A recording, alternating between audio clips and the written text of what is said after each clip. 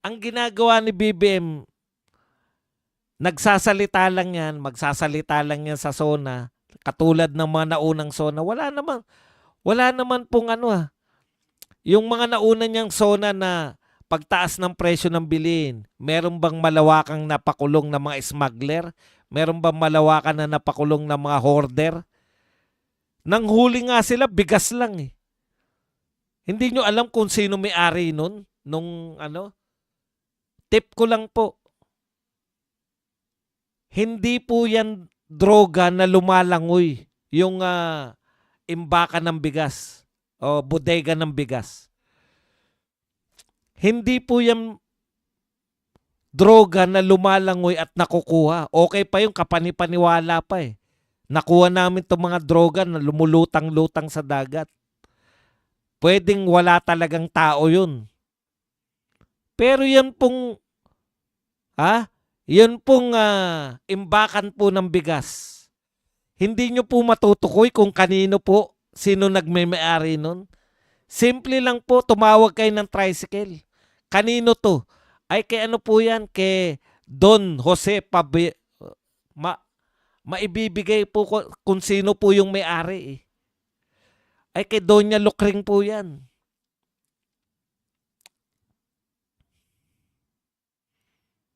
Sinabi mo rin yan eh. Kaya po, ang purpose niya ng pagsasalita, persona purposes lang. Para makadinig ng palakpak. Gusto niya lang makarinig ng palakpakan, kaya niya sinabi. Alam niyo po kung sino yung unang mga pumalakpak? Yung mga involved sa flood control project para hindi sila mahalata. Yung mga proponent, ano nga po sabi ni Bryce Hernandez? Lahat ng proponent binigyan namin. Lahat ng proponent may porsyento. Kaya pag may nag-proponent, ibig sabihin, pag meron pong nag-insert, kayo yung nag-insert. Kayo po yung proponent o kayo yung nag-amend. Gamitin na natin lahat ng terminong gusto nila. Proponent, ginagamit ng mga kontraktor para malaman kung sino ang bibigyan nila ng porsyento. Insertion, ginagamit yan ng mga naghahanap ng mga magnanakaw. Amendment, ang ginagamit ni Risa Hontiveros. Para kunwari wala siyang insertion. At kunwari wala siyang porsyento. Por Diyos porsyento. Sinabihan ka ni Cynthia Villar noong siya ay senador. Bakit gusto mong ipatayo condominium kaysa ibenta na lang yung lupa ng 500 a month, kaya pa ng mga mahirap? Dahil sa porsyento mo sa itatayong condominium, hindi ka nakakibo. Yung mga nagmamalinis kayo sa salin, Kiko Pangilinan, lahat ng mga nagmamalinis. Bakit hindi mo sinama yung sa salin yung kayamanan ng asawa mo? Abogado ka. Alam mo dapat nilalagay yung kayamanan ni Sharon. Tignan nyo. Yan ba gawa? Ganyan po. Yan po yung mga yan eh. Hindi ako nagsabi niyan ha.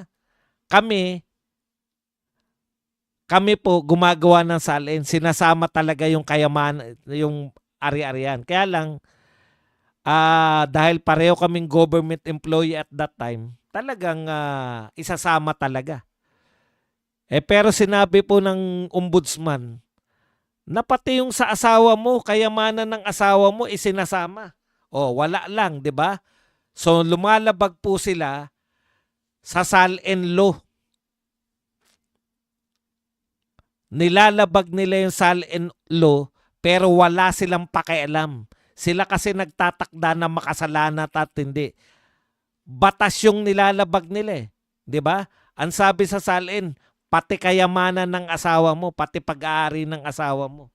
Bakit hindi? Kala nyo, lusot lang yun? Hindi po. Yun po ang nakalagay sa batas. Pero dahil sila po ay mga dilawan, pwede po silang lumabag sa batas. Si Dilima, may asawa si Dayan. Pero dahil dilawan sila, hindi po pwede silang makasuhan ng ganyan. Kahit umamin pa siya. Dilawan sila eh. excuse ang mga dilawan. Si Risa Ontiveros, may insertion. Dahil dilawan sila, hindi insertion ang tawag dyan, amendments. Lusot na. Walang pwede magkaso. Dilawan eh. Puki ng batas yan. Pero pag Duterte ka, pag ilang bilyon nga pala yung insertion? 3 bilyon ni Ontiveros. Pero kung Duterte ka, Duterte apelyido mo, tamang hinala lang. Ayaw mong ipaliwanag yung confidential fund. Malamang ninakaw mo yan. Asan ang ebidensya? Wala. Anong ebidensya nyo na ninakaw? Wala. May testigo ba na ninakaw? Wala rin. Ano lang yun? Kasi hindi niya ipinapaliwanag eh. Di magnanakaw din si BBM. Hindi niya pinapaliwanag yung confidential fund. Magnanakaw din yung AFP, magnanakaw din yung DILG, magnanakaw ang lahat. Hindi. Mga dilawan sila eh.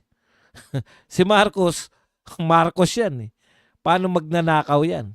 Yung dilawan, excuse yan. Mga tauhan sila ni Marcos eh. Ganun. Applicable lang yung katwiran na pag hindi mo may paliwanag, malamang magnanakaw ka sa mga Duterte. Oo. Applicable lang yan sa Duterte. Hindi po pwede sa mga Marcos i-apply yan. At hindi rin pwedeng i-apply yan sa mga dilawan. May batas tayo para sa Duterte. Nakasulat yan sa batas. Batas nila. Katulad ng, wag kayong mainip. Kasi, kaya wala pa nakakasuhan, kahit matagal na yung alam na ng lahat kung sino ang dapat kasuhan, wag kayong mainip. Kasi due process eh. Bakit si Duterte? Oras lang nainip na si General Torre. Oras lang, hindi araw ang pinag-uusapan. Oras lang. Pinadakip na agad. Duterte yun. May batas kami para sa Duterte. Iba yung batas para sa Duterte, iba yung batas para sa mga dilawan, iba yung batas sa mga kamag-anak at mga kaibigan at mga supporter ng Marcos. Magkakaiba yung batas ng Pilipinas. Ganun pala. May batas pala para sa Duterte.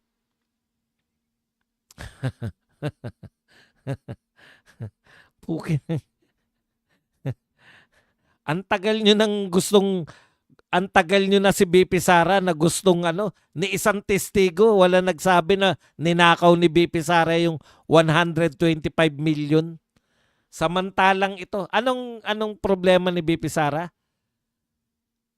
Ginastos daw ng 11 days.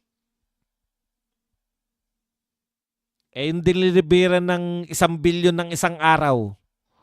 Wala yan. Kamag-anak yata yan eh.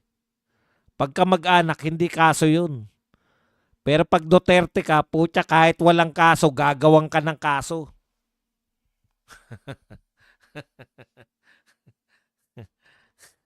Sometimes, we have to bend the law. Is it right, Mr. Secretary? Yes, sir.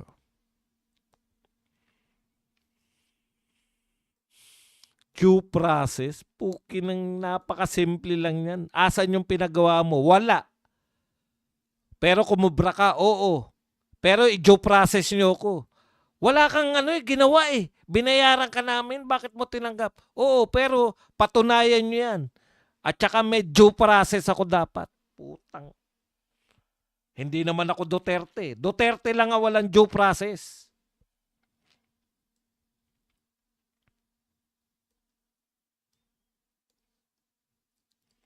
Okay. Kaya etong Makabayan Black, yan pala yan yung sinasabi ni Chavit Singson na ilalaglag naman ngayon yung mga mayor. Chavit, isa ka ba sa mga ilalaglag?